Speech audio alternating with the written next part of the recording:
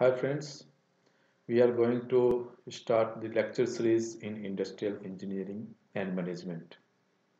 This is the first lecture, or you can say the first session of this lecture series. And in this session, we will discuss about the evolution of the concept of industrial engineering and about the different types of production system. This is divided into the two parts. In the first part, we will discuss about the industrial engineering and then the production system. And in second part, we will discuss about the productivity, how to calculate the productivity and how to improve the productivity of an organization. So at first, we would like to know that what is the industrial engineering and how it is important or useful for us um, uh, and how it is helpful to increase the effectiveness of an organization or efficiency of an organization. Industrial engineering is concerned with the design, improvement, and installation of an integrated system of main machine material energy etc. So this is an integration of all the different resources. This may be the main material machine money space energy etc. So we want to optimize the use of these things collectively and also to improve the efficiency of the organization. And this is a multidisciplinary in nature, and it is concerned with the many areas like mathematical, physical, social science together with the principles that method of engineering analysis and design to specify and predict and evaluate the result to be obtained from such systems. This is the definition given by Nadler in 1995 about the industrial engineering.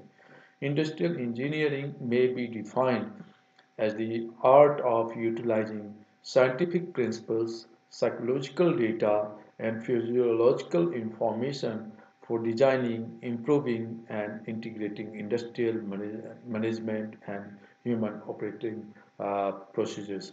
So this is concerning with all the different tools and techniques to improve the efficiency and effectiveness of a system. And the evolution of industrial engineering may be divided into the five phases. The first phase is related to the pre-industrial revolution era. That means before the industrial revolution. At that time, most of the works were done manually, and there was no concept of any machine. The concept of the machine or engine comes after the invention of the steam engine by James Watt in the 18th century. Now, phase two, this is the development in industrial engineering during the industrial revolution era. Then the third phase, this is scientific management phase, and there are great contributions of the different people in the area of industrial engineering like F.W. Taylor, Elton Mayo, and all the other peoples. And then phase 4, this is related to the operations research and quantitative management phase after the Second World War.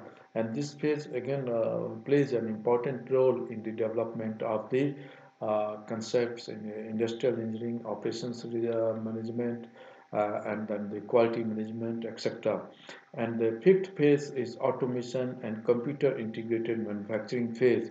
And during this phase, the utilization of the computer software to automate the system were used. Now, recently, we can see that this is the fourth revolution of the industrial development. This is Industry 4.0, and this is the phase of the digitalization. And we do not focus only on the manufacturing organization or the manufacturing firm. We focus the complete supply chain just like a virtual organization, and we try to connect all the different kinds of activities using the digitization of the process, using the information technology, internet of things, cyber physical systems, etc.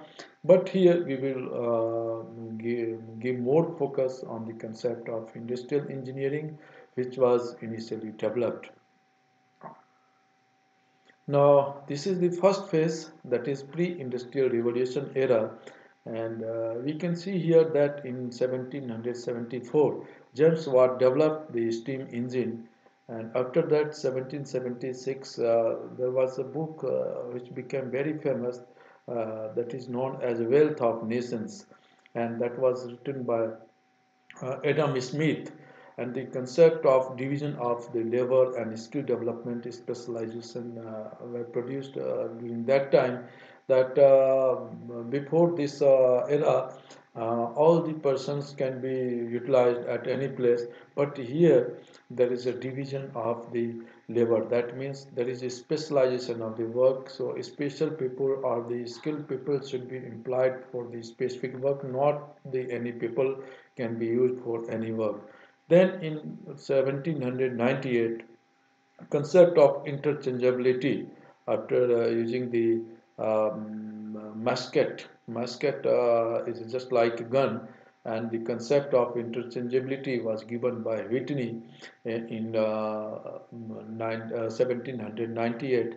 That means the component of one product can be used in for other product. So this is known as interchangeability, and from this the concept later on the concept of standardization came into the picture, and in this case we develop the standard product so that this can be used in the other product also.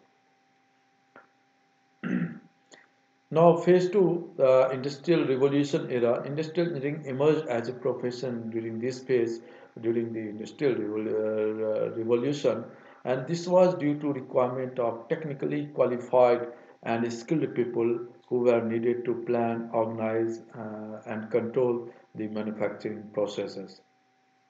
And this is the third phase. Third phase is very important because a large number of people involved in the development of the concept of industrial engineering, and there is great contribution of F.W. Taylor, Gilbert, Gantt, and Harris, Stewart, Elton Mayo, Babbage, Barnes, etc.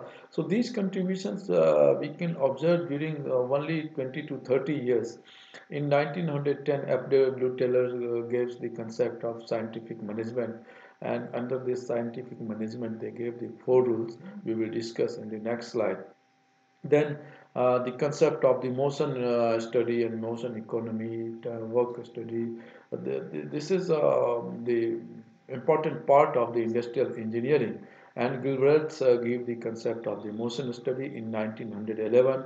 In 1913, Gantt chart became very famous, and the Gantt chart is related to development of the chart for schedule and load on the different machines, etc.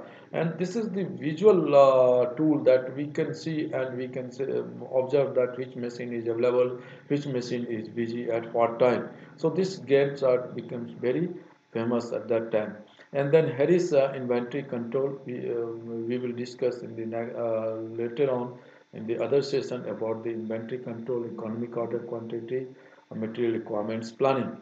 So this is the concept of the inventory control came into the picture in 1917, and the Shewhart, Walter A. Shewhart gave the concept of the quality control, quality control in terms of the control chart, and this control chart was proposed in the year 1924. And then from 1927 to 1933, Elton Mayo gives the motivation theory, and during that period also we observed the development in the sampling plan, lot by lot acceptance sampling plan. And then in 1932, Babbage wage payment and time study. This is the difference, wage differentiation and fixing the wages for the workers for the different kinds of the job came in 1932. And in 1933, Barnes developed the concept of the work study to improve the effectiveness and efficiency of an organization, that which method should be adopted, because we can do a job using the number of methods, that is to be analyzed that which method is the most suitable method, and considering the less amount of the resources for the same output. Now, this is the Taylor's fourth principle. The first principle is concerned with the avoidance of the rule of thumb. We should not work considering the rule of thumb, and we should utilize the scientific methods to study the work and to do the different kinds of the work. And second thing is related to the job specialization.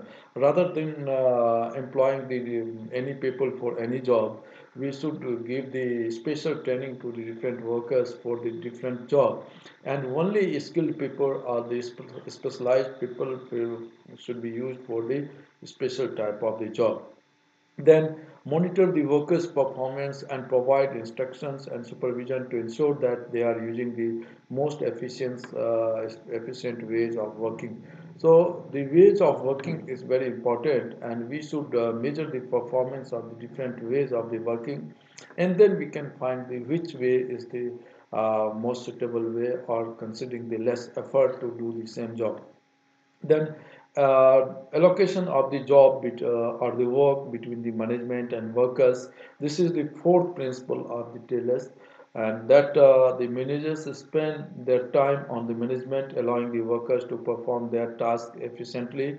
So there is a difference between the managers' work and the workers' work. Normally, workers involved in the physical type of the work, and management or the top management involved in the strategy or the policy making type of the job. Now this is the fourth phase. This is the operation research and quantitative management phase. And 1956, the first NC machine was developed, numerical control machine was developed.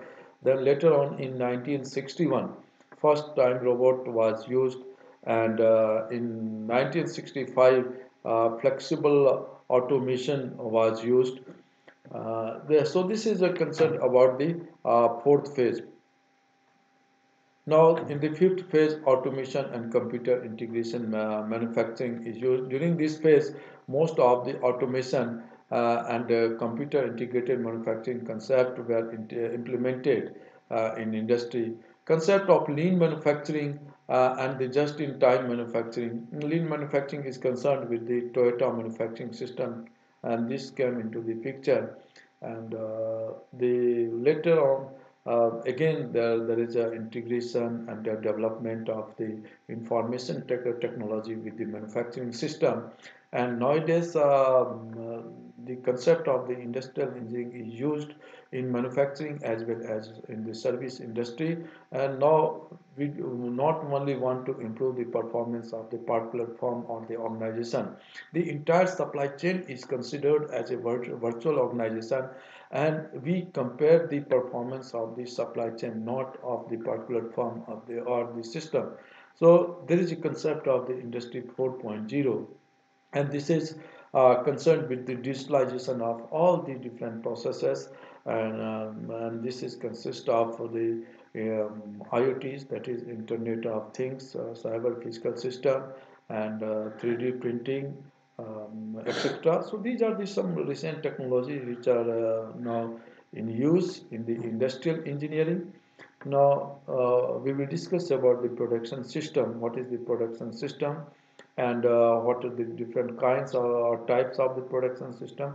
Production system concerned with the raw material and the finished product, and in between processing and control of the entire system. This is known as the production system, that how to convert the raw materials into the finished good. So this will involve the resources as well as technology and the different techniques and methods.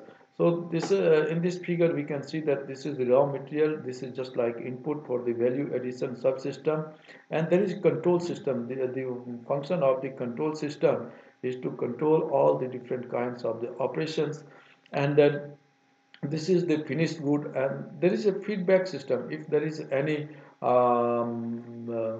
feedback or any value which is to be given in the initial phase, this is considered from the finished good, and after measuring the quality or any other thing, and this feedback is given to the control system, and from this the raw material can be controlled, the properties of raw material can be controlled very easily. So in this case we can see that the production systems are divided into the four types of the systems. One is job shop production, second one is batch production, third one is mass production, These three production systems are known as discrete system. That means after production of the certain volume, there may be the gap between the other lot of the production. So this is known as discrete system. And last one, that is fourth one, is known as continuous production system. In this case, the production is continued without any gap or without any breaks. So these are the two types of the system. One is discrete system, other one is the continuous system. These three, the first three parts are the part of the discrete system: jobs of production system, batch production system, mass production system, and last one is the continuous production system. Now we will um, use all these three systems for the differentiation purpose, that which system can be used for which purpose and what are the advantages and disadvantages of these systems. Here you can see in this figure, on the x-axis volume of production is shown, that is the this is the production size, and this is the variety of production, that means the number of different items to be produced. This is known as variety of production system.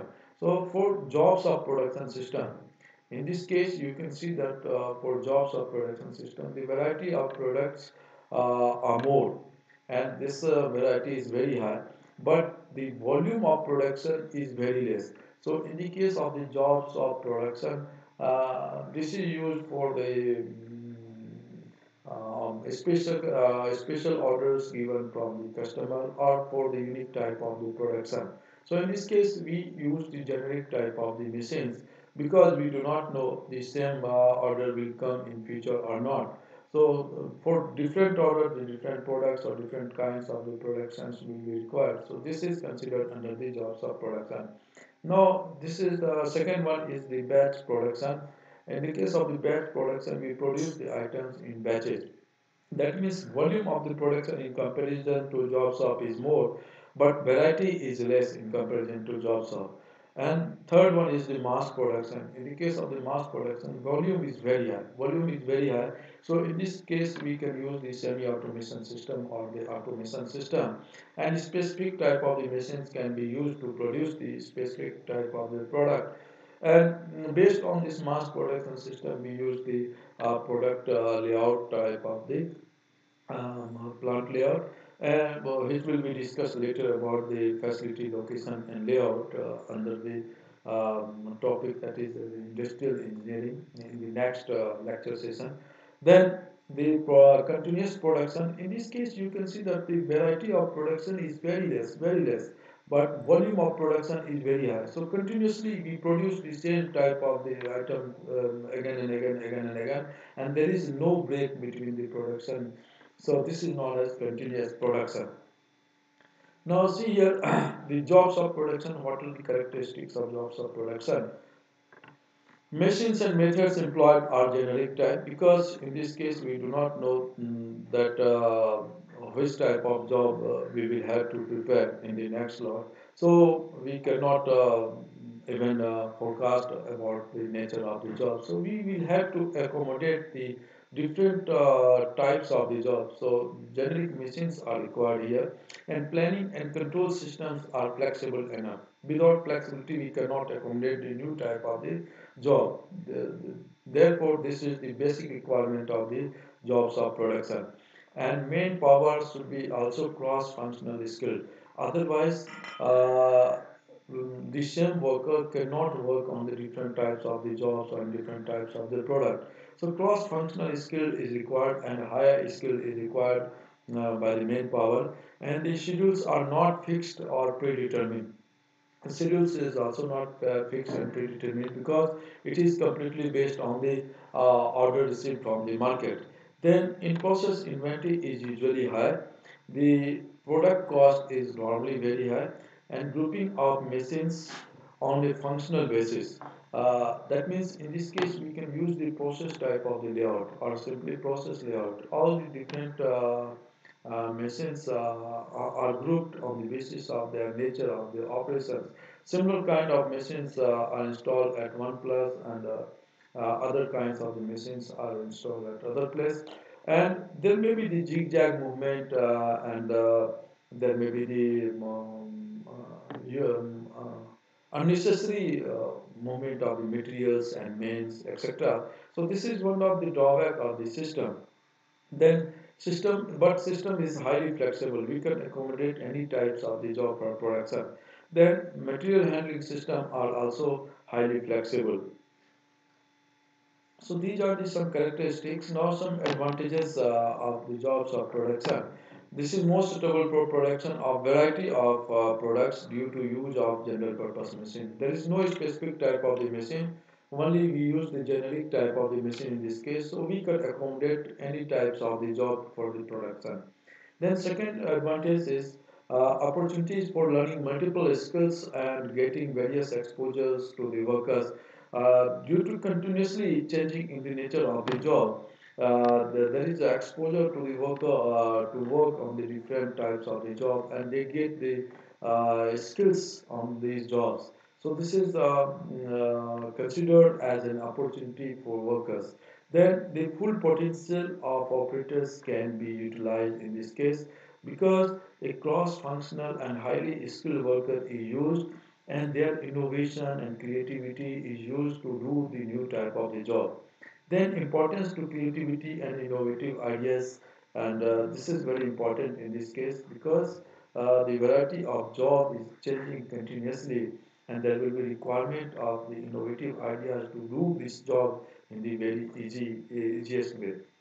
Now the limitations, we have some limitations also regarding the jobs of production. Uh, Higher cost due to low volume of production and lack of economies of scale, because we are producing the items, specific items, so this may be the very small volume, even the single volume of the product, so the production cost is very high in this case. And second, higher inventory cost due to higher level of inventory at all levels. Then this is complicated production planning, and then unnecessary movement of main and materials cannot be avoided in this shop. We cannot design for the material movement, specific design for the material movement, especially because we do not know what type of job is to be prepared in the next trip. So in that case, we use the generic type of the material movement, and it takes time, and it is again costly in comparison to other type of the production system. Now, shorter production runs, flexible manufacturing is most suitable. These are the some characteristics of the batch production or batch type of the production. There is a minor difference between the batch production and the jobs of production. In the batch production, the volume of the production is slightly larger than the jobs of production, and we produce the items in batches, as therefore the volume is large in comparison to the jobs of production. So sorted production is, this is one of the characteristics of the batch of production. Flexible manufacturing system is most suitable. Then plant and machinery setup is used for production of items in a batch, and change in setup may be required for processing the next batch. So frequently change in setup may be required. So setup cost is also involved in the case of the batch of production. After completing of one batch of the production, in the next batch there may be requirement of change the setup. So setup cost will be involved. And then manufacturing lead time and cost of production are lower as comparison to jobs of production due to economies of scale in comparison to jobs of production, not overall. If we consider the overall, then economies of scale will be more in the continuous production or the mass production. Then economies of scale can be achieved up to some extent compared to jobs of production. Now machines are grouped on the functional basis. That is, in this case also the process layout is more suitable. Then semi-automatic and special purpose automatic machines are generally used, and levers and multi-skill and work upon different products and batches. Then in process inventory is usually very high in this case also. Then semi-automatic material handling system are most appropriate because volume is slightly larger than the jobs of production. So we can plan for the material handling system. But this material handling system should also be flexible so that in the next setup we can change this handling system. Then the normally production planning and control is difficult due to the odd size and non-repetitive nature of the order. Now there are some advantages of the batch of production. The first advantage is there is better utilization of plant and machinery compared to jobs of production. Then the batch production promotes functional specialization. We are continuously repeating this sentence that functional specialization means process type of the layout, process type of the structure is used, in which the functional area is specialized and the machines are divided on the basis of their functions. The cost per unit is lower as compared to jobs of production, and investment is lower in plant and machinery. Then it is flexible enough to accommodate and process a number of products. Job satisfaction exists for the operators because they get the opportunity to learn something new in all the different batches. Now there are some limitations also regarding the material handling. There will be zigzag movement of the materials and mains, and then due to this zigzag movement of materials and men, this may be the safety problem, and we have to think about the safety and provide the safety to the workers in the process type of the layout. Then production planning and control becomes complicated. Work in process inventory is higher compared to the mass and continuous production system. Then higher setup cost due to frequent change in the setup. Now the mass production is the production concerned with the high volume of the production, very high volume of the production. But this is also the discrete type of the production. After production of that high volume of the product, we can change the new type of the product, or we have to switch over for production of the new type of the product. But during this production, there may be the break also. So this is known as discrete type of the production. Special purpose machine having high production rate are used, and this system may be automated system because the volume of production is very large. Production cycle time is shorter compared to the job shop and batch production system. In process inventory is low. Flow of materials, components, and part is continuous and without any backtracking. And the linear type of production system is used here. All the machines are used are installed according to the sequence of operation, not according to the nature of the function of the machine. So in this case, the product layout is more suitable, and you can see that the material movement time and the zigzag movement can be avoided very easily. So in this way, material handling cost can be minimized and total production cost can be minimized due to the higher economies of scale. Now, these are the some advantages. Less skilled people can be, or the limited skilled people can be employed on the particular job, because the similar job is produced again and again, and one worker can be assigned a small component of the job, and this is repetitive nature of the job. So the training for that job can be given very easily to that worker. So highly skilled person is not required, and in this case, we can save the labor cost in terms of the providing the less skilled worker. Then high production rate, reduced cycle time, low in process inventory, manufacturing cost per unit is low. So these are the some advantages. But this system also has some limitations in terms of the flexibility. It is less flexible. We cannot accommodate this new type of job very easily for the production purpose.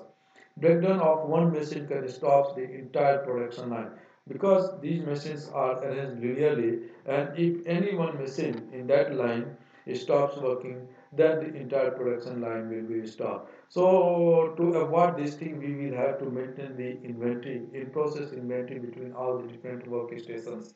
So these are the some mutations.